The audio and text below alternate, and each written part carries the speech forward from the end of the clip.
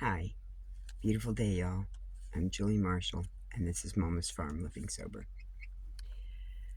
Today's step work is on step 11. We sought through prayer and meditation to improve our conscious contact with God, praying only for knowledge of His will for us and the power to carry that out. I'm going to be reading out of John and Psalms today. So this is John 3:18 through 21, but I'm going to extend it up to 16. And for this is how God loved the world. He gave us his one and only Son, so that everyone who believes in him will not perish but have eternal life. God sent his Son into the world, not to judge the world, but to save the world through him. There is no judgment against anyone who believes in him, but anyone who does not believe in him has already been judged for not believing in God's one and only Son. And the judgment is based on this fact: God's light came into the world, but people loved the darkness more than the light, for their actions were evil. All who do evil hate the light and refuse to go near it, for fear that their sins will be exposed. But those who do what is right come to the light so others can see that they are doing what God wants. Sometimes we don't want to know God's will, because there are areas in our lives that we aren't ready to deal with yet. Recovery is a process for us. We may be ready to pray for God's will in some areas, but feel uncomfortable having God's light shine into the areas that are still hidden in shame.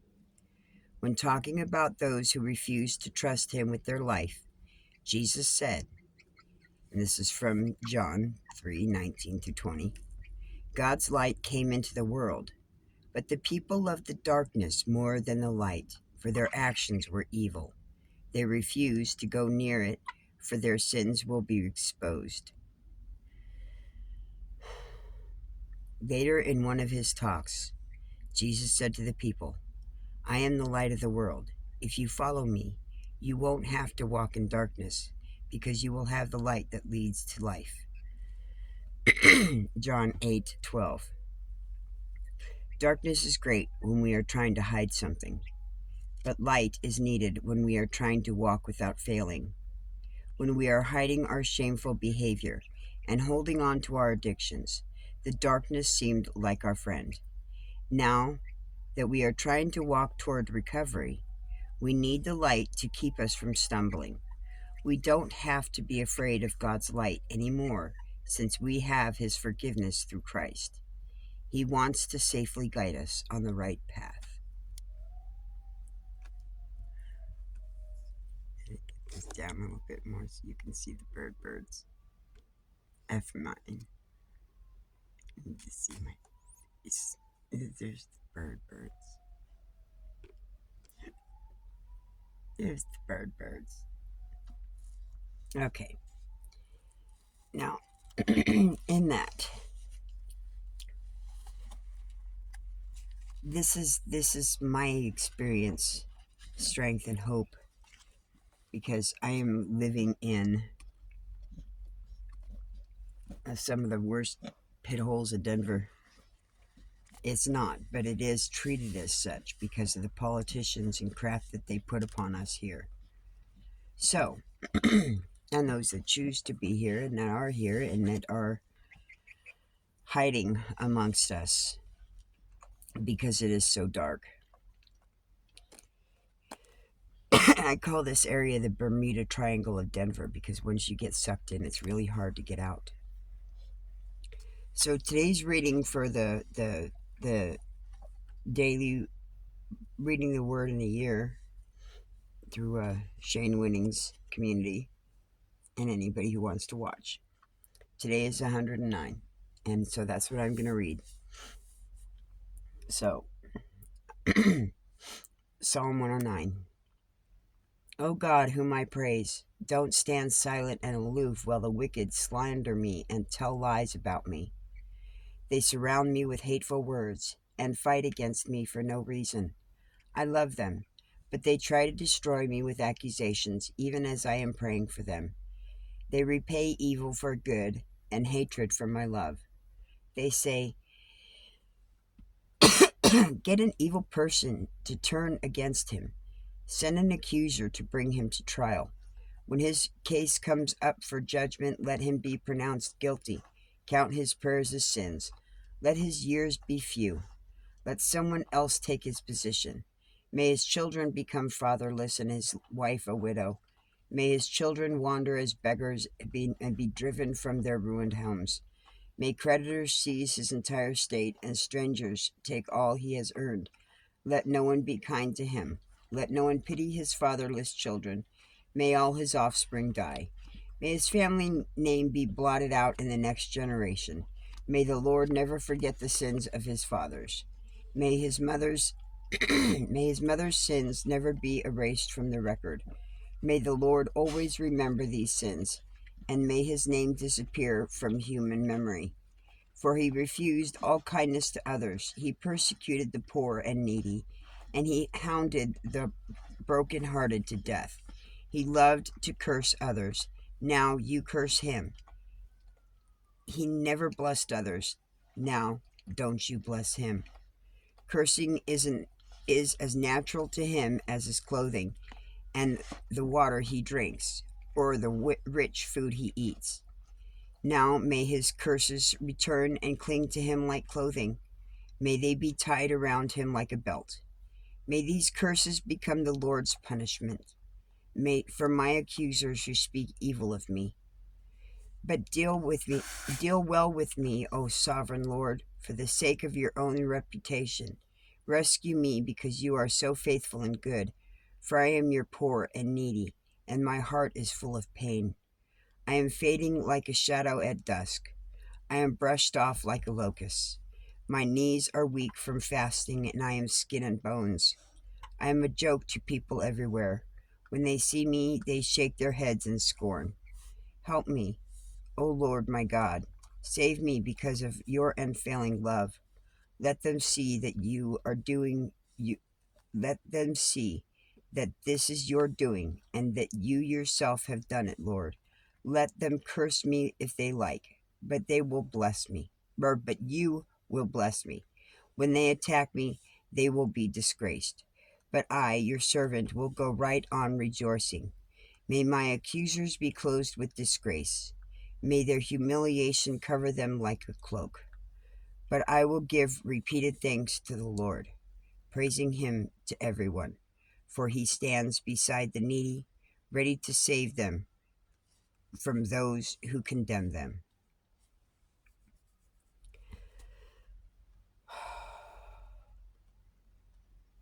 I almost feel like I need to go over that again. Yeah, I do. Sort of. Okay, so the first 5. O God, whom I praise, don't stand silent and aloof while the wicked slander me and tell lies about me. They surround me with hateful words and fight against me for no reason. I love them, but they try to destroy me with accusations, even as I am praying for them. They repay evil for good and hatred for my love. That's only a portion of what's going on right now in my own world. There are those who are acknowledging God, and they're changing and they're doing for their life as they should. But there are those directly involved in my life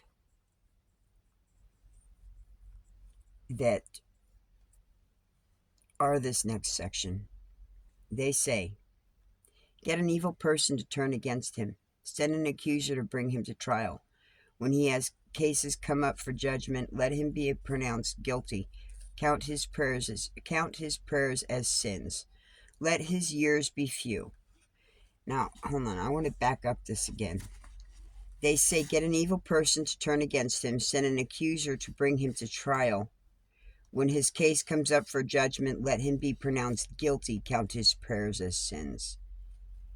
That's persecution of the Christians right now. That's a persecution of the Christians right now. And that's what the Democrats are doing in this state.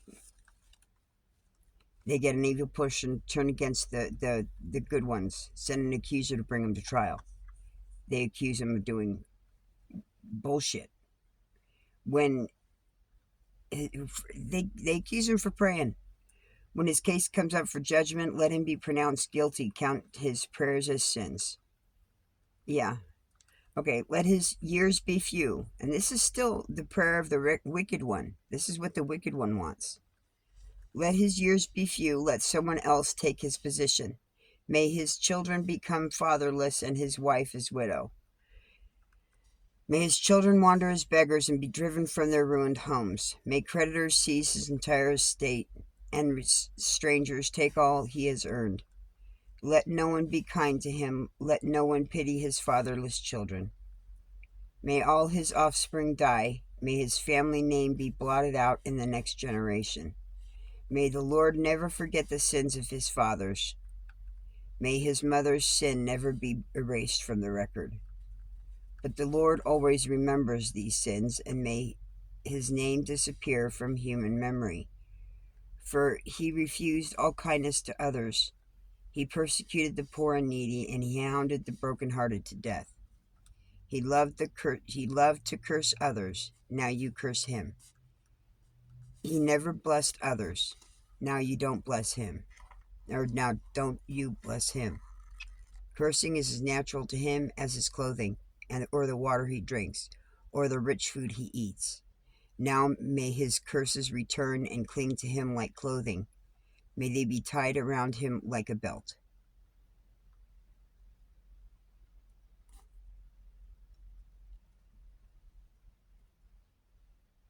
That's Democrats.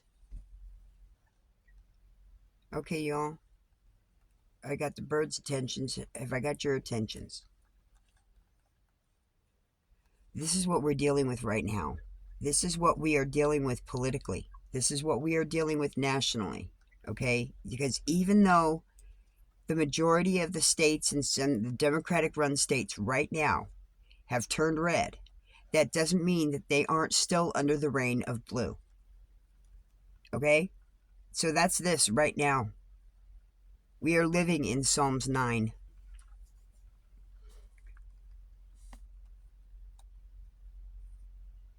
Oh. May those curses become the Lord's punishment for my accusers who speak evil of me. But deal with me, O sovereign Lord, for the sake of our own reputation. Rescue me, because you are so faithful and good. For I am poor and needy, and my heart is full of pain. I am fading like the shadow at dusk. I am brushed off like a locust. My knees are weak from fasting, and I am skin and bones. I am a joke to people everywhere. When they see me, they shake their head in scorn. Help me, O Lord my God. Save me because of your unfailing love. Let them see that this is your doing, that you yourself have done it, Lord. Let them curse me if they like, but you will bless me. When they attack me, they will be disgraced. But I, your servant, will go right on rejoicing. May my accusers be clothed with disgrace. May their humiliation cover them like a cloak. But I will give repeated thanks to the Lord, praising him to everyone. For he stands beside the needy, ready to save them from those who condemn them. This is what I'm living right now. This is where I'm living right now. And this is why he's told me to share this, is because it's a leading demonstration, a video document of how he's going to do just this, that he's been doing just this in my life, because I have done this for the last 12 years, living across this country homeless, being treated like crap from the Democrats, being shuffled around this nation like a locust being fluffed off the knee. My knees are weak from the fasting and praying, and I am skin and bones from this walking and lack of food. Proper food. You cannot live right on convenience store food. It is not possible. It doesn't happen. It doesn't happen. Now, I have learned how to live well in this limited amount of means that I have, and I'm doing okay. I'm doing good because God made this for me, and I'm wanting to share this with everybody. And it's not an easy process for me to get documented on this, and the motivation factor and dealing with all this stuff. I gotta go. I know it's time for me to go. It's time for me to go. And I have faith that that's going to happen. I do. So, the first portion, God grant me the serenity to accept the things I cannot change, and the courage to change the things I can, and the wisdom to know the difference.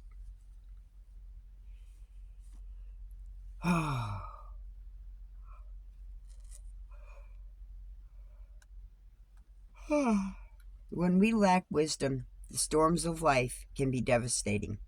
When we find our lives are in pieces, we may realize that we act unwisely and want to change.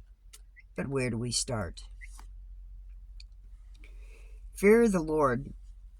This Psalms, reading Psalms 111, 1 through 10.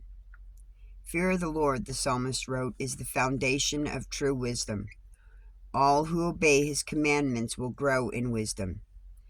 Psalm 111, verse 10. God has given us clear instructions for our lives in his word. When we fear God and are willing to accept his instructions as the basis for all of our decisions, we have a good starting point.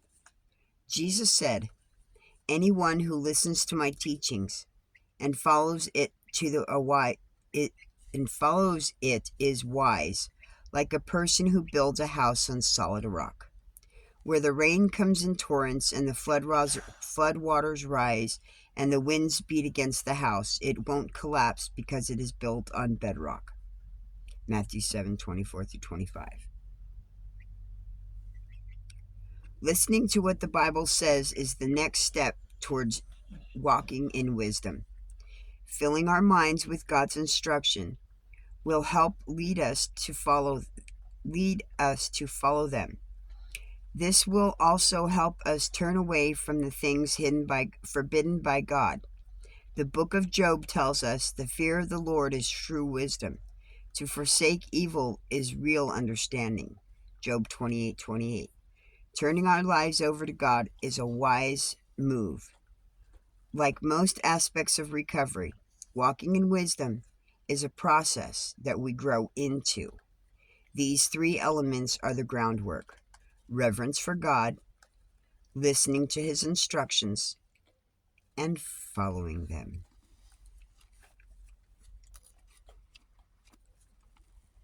Okay. Now let's see. Step 11. The Step 11 Law of Life Recovery. Restitution will result in closure. Not all acts of restitution are financial payments, although that can be very effective way in some circumstances to make restitution. But we need also to make restitution for emotional hurts or for other non-financial issues. Until we explore ways to make all kinds of restitution, we will struggle with moving on and experiencing closure. Numbers 5:7. They must confess their sin and make full restitution for what they have done, adding an additional 20% and returning it to the person who was wronged. The 12 missteps of life recovery. Step 11. Since I'm involved in recovery, I don't need additional counseling or medication. When we fully surrendered to God, we became willing to do whatever it takes to recover. You may not think you need additional help, but someone you love may need you but someone you love may need you to need it. Through working through your pride and reaching out for additional help, like starting recovery, is never a sign of weakness, but a sign of the strength found in humility. Proverbs 11:2 says, "Pride leads to disgrace, but with humility comes wisdom." And the 11th gift of life recovery is serenity. I am convinced that nothing can ever separate us from God's love, neither death nor life, neither angels nor demons, neither our fears for God nor our worries about tomorrow. Not even the powers of hell can separate us from God's love. Romans 8:38.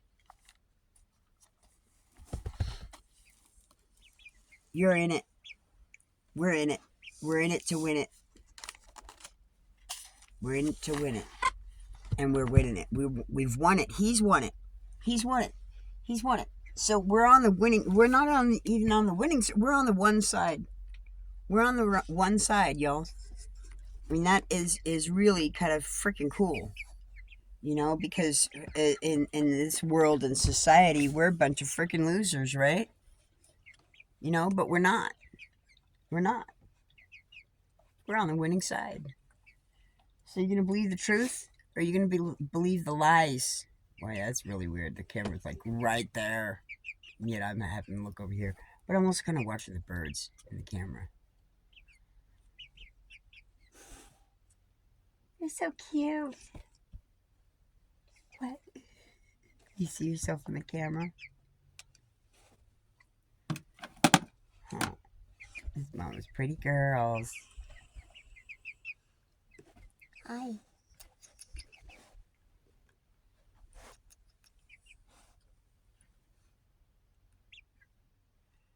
Oh, another minute or so of this. What would it hurt? And quit pulling the stuffing out of my blanket.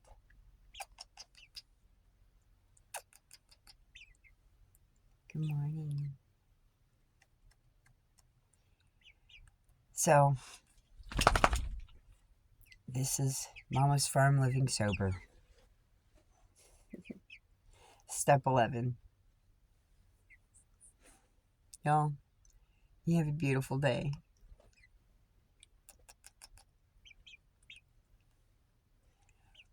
Oh, look at that puffball cracked.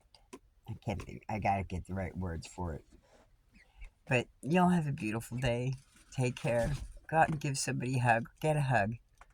It does wonders. It really does. It is a beautiful day, y'all. Take care. Like, share, and subscribe. Well, if you made it this long, I'm sure hopeful that you are subscribed. And anyways, y'all have a beautiful day now. Take care. Bye.